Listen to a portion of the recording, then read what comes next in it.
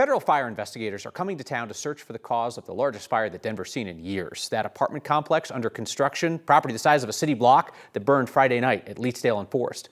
Denver Fire says 100 firefighters responded to keep that fire from spreading into neighboring homes. About 20 city blocks were evacuated. One firefighter was injured, treated, and released. That 5-alarm fire and the quick work by firefighters is a reminder of what firefighters across Colorado, paid and volunteer, do daily to protect our lives and property. This week's Word of Thanks microgiving campaign is an opportunity for us to show our appreciation. Let's buy some crucial equipment that Denver firefighters need and also help other firefighters around the state when they're injured on the job.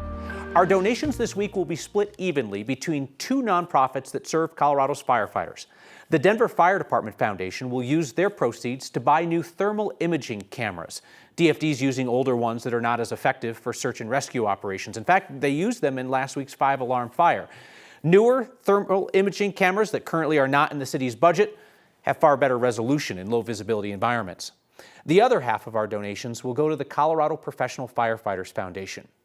They're an all-volunteer organization that provides aid and financial support to firefighters and their families in the case of an injury or a death or a service-connected illness like cancer. Should mention here, you may know my colleague Corey Rose is a longtime supporter of that organization. She sits on that nonprofit's board. I alone selected the Colorado Professional Firefighters Foundation as one of this week's recipients for their work.